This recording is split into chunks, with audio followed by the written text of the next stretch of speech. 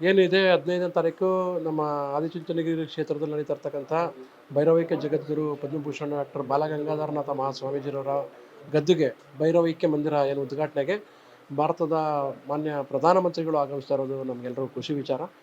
So ಹಾಗಾಗಿ ನಾವು ನಮ್ಮ ಮಠಕ್ಕೆ ಇದೇ ಮೊದಲ ಬಾರಿಗೆ ಆಗಮಿಸ್ತಾ ಇರತಕ್ಕಂತಹ ಪ್ರಧಾನಿ ಮೋದಿಯವರಿಗೆ ಏನಾದರೂ ವಿಶೇಷವಾಗಿರುವಂಥ ಒಂದು ಗೌರವ ಸಮರ್ಪಣೆ ಮಾಡಬೇಕು ಅನ್ನೋಂಥ ವಿಚಾರ ಬಂದಾಗ ಅದನ್ನು ಪೂಜ್ಯ ನಿರ್ಮಲಾನಂದ ಶ್ರೀಗಳ ಜೊತೆ ಚರ್ಚೆ ಮಾಡಿದ್ವಿ.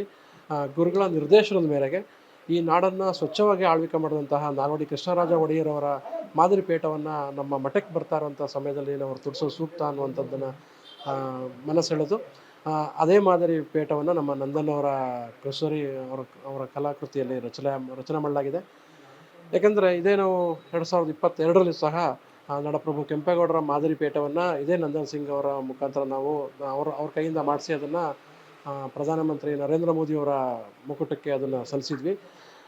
ಇವತ್ತು ಸಹ ಇನ್ನು ನಾಳಿದ್ದು ಕಾರ್ಯಕ್ರಮ ಇದೆ, ಬುಧವಾರ ವೇದಿಕೆ ಕಾರ್ಯಕ್ರಮ. ಆ ವೇದಿಕೆ ಕಾರ್ಯಕ್ರಮದಲ್ಲಿ ಪೂಜ್ಯ ನಿರ್ಮಲಾನಂದ ಶ್ರೀಗಳ ಅಮೃತ ಹಸ್ತದಿಂದ ಇದು ಭಾರತದ ಪ್ರಧಾನಮಂತ್ರಿಗಳ ಮುಡಿಗೆ ಇರಬೇಕು, ಅದನ್ನು ನಾವೆಲ್ಲ ಕಣ್ತುಂಬ್ಕೋಬೇಕು ಅನ್ನುವಂಥ ಒಂದು ಮಹದಾಸೆ ಇದೆ. ಅದನ್ನು ಒಂದು ನಾವು ಇವತ್ತು ಸೆಕ್ಯೂರಿಟಿ ಪರ್ಪಸ್ಗೋಸ್ಕರ ಇವತ್ತು ಬೇಗನೆ ತೊಗೊಂಡೋಗಿ ಅದನ್ನು ಶ್ರೀಗಳಿಗೆ ಹ್ಯಾಂಡ್ ಓವರ್ ಮಾಡ್ತೀವಿ. ಎಲ್ಲ ಸೆಕ್ಯೂರಿಟಿ ಪ್ರೋಟೋಕಾಲ್ ಎಲ್ಲ ಮುಗಿದ ಮೇಲೆ ಅದು ಬುಧವಾರ ವೇದಿಕೆ ಕಾರ್ಯಕ್ರಮದಲ್ಲಿ ಪ್ರಧಾನಮಂತ್ರಿಗಳ ಮುಡಿಗೆ ಇರುತ್ತೆ ಸರ್.